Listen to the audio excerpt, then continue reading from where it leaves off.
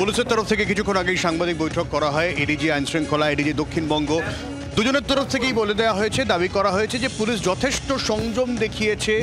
আন্দোলনকারীরা যে আচরণ করেছেন, অন্তঃসত্ত্বাকেও আটকে রাখা হয়েছে। পুলিশ সংযম মেনে কাজ করেছে। মানুষের অধিকার সুনিশ্চিত করতে গিয়েছিল পুলিশ। প্রায় 7 ঘন্টা ধরে আটকে রাখা হয়েছিল। পুলিশের ওপর ইট বোতল ছোড়া হয়। ন্যূনতম বল প্রয়োগ করা হয়েছে বলে এডিজি আইন শৃঙ্খলার তরফ থেকে দাবি করা হয়েছে। এই প্রতিক্রিয়া আমরা নেওয়ার চেষ্টা করব। বিকাশ ভবনে রয়েছে অর্কদীপ্ত আমাদের প্রতিনিধি, সরাসরি কি বলছেন পুলিশের এই বক্তব্যের পাল্টা আন্দোলনকারীরা, অর্কদীপ্তের কাছ থেকে জানবো। অর্কদীপ্ত, শুভসাথী, দেখো গতকাল রাতে যে ঘটনা ঘটেছে সেই ঘটনার পর যারা আন্দোলনকারীরা রয়েছেন এই মুহূর্তে বিকাশ ভবনে, তারা কিন্তু সকাল থেকেই পুরো ঘটনা নিয়ে তাদের বক্তব্য পরিষ্কার করে জানিয়েছেন। এবং আজকে যে এই যে প্রেস কনফারেন্স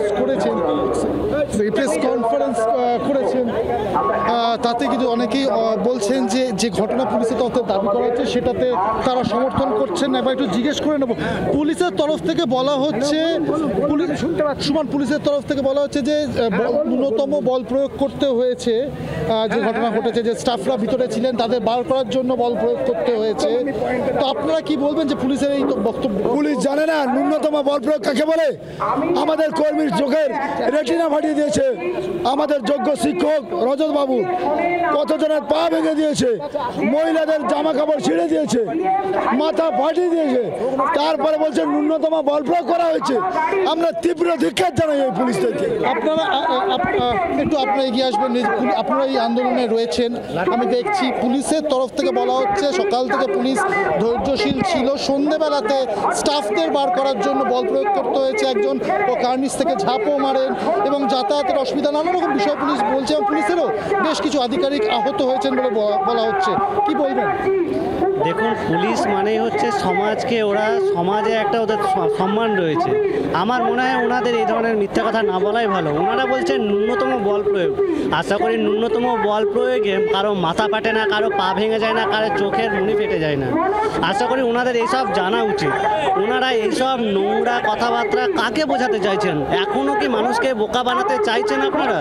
আপনাদের এই মানসিকতা আপনারা পরিবর্তন করুন, নাহলে আজ যে লাঠি আমাদের উপর পড়ছে, আগামী দিনে হয়তো আপনাদের মধ্যে থেকে আবার আপনাদের উপরে বল প্রয়োগ করবে। একটা প্রতিক্রিয়া কিন্তু পাওয়া যাচ্ছে পুলিশের তরফ থেকে। যে বক্তব্য এসেছে সেই বক্তব্যকে কিন্তু কার্যত খণ্ডন করছে এখানে যারা আন্দোলনকারীরা রয়েছেন। তারা বলছেন যে বল প্রয়োগ করা হয়েছে, কিন্তু ন্যূনতম বা সামান্য কিছুতেই সেটাকে বলা যায় না। তারা বলছেন আমাদের একাধিক সহকর্মীরা আহত হয়েছেন, কারোর মাথা ফেটেছে, কারোর পা কেটে গিয়েছে বা পিঠে অনেকের লাঠির দাগ, এমনটাও কিন্তু তারা দেখিয়েছেন। ফলে সব মিলিয়ে পুলিশের বক্তব্যের পরিপ্রেক্ষিতে তারা কিন্তু পাল্টা বক্তব্য রাখছেন, যেটা কিন্তু কোনোভাবেই মিল খাচ্ছে না বা মিল হচ্ছে না পুলিশের বক্তব্যের সঙ্গে। সব্যসাচী,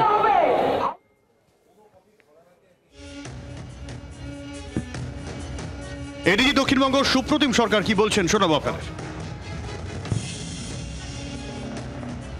পূর্বক জোর করে গেট ভেঙে তারা বিকাশ ভবন চত্বরে তারা ঢুকে পড়ে সেখানে অবস্থান শুরু করেন এবং পুলিশ বাধা দেওয়ার চেষ্টা করেছিল, কিন্তু পুলিশকে ধাক্কাধাক্কি করে ব্যারিকেড ভেঙে গেট ভেঙে তারা মূল চত্বরে ঢুকে পড়ে অবস্থান খুব শুরু করেন। পুলিশ সচেতনভাবে কিছু করেনি, কারণ আন্দোলনকারীরা তারা চাকরি হারিয়েছেন। তাদের আবেগের প্রতি পূর্ণ সহানুভূতি, পূর্ণ সম্মান পুলিশ দেখিয়েছে। পুলিশ ধৈর্য ধরেছে, পুলিশ সংযত থেকেছে। বলপ্রয়োগ যদি পুলিশ করতে চাইতো তাহলে সেই সময়ই করে দেয়া যেত, যখন গেটটা ভাঙা হচ্ছে। তা করা হয়নি। তারা ঢুকেছেন, অবস্থান করেছেন, তারপরও পুলিশ 7 ঘন্টা ধরে তাদেরকে বুঝিয়েছে।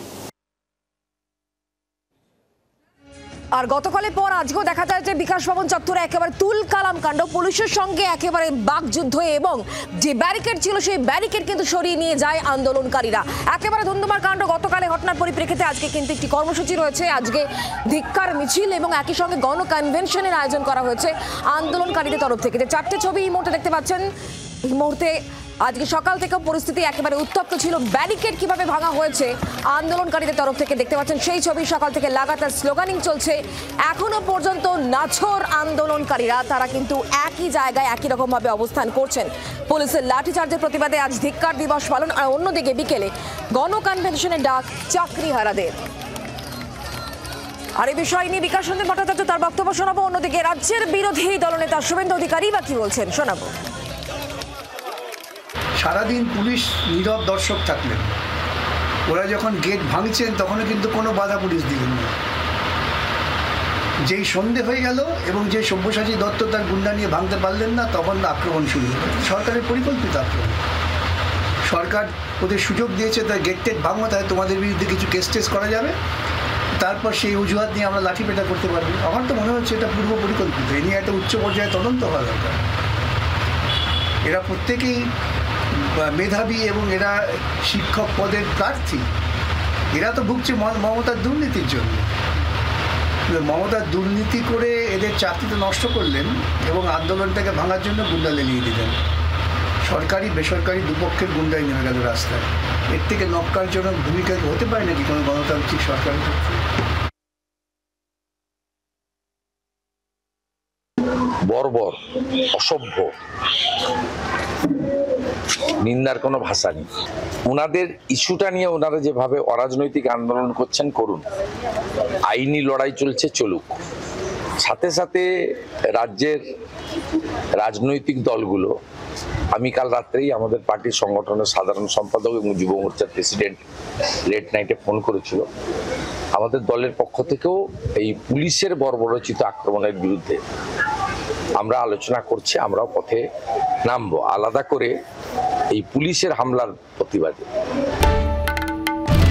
বাংলার আওয়াজ, বাঙালির আবেগ, জি 24 ঘন্টা।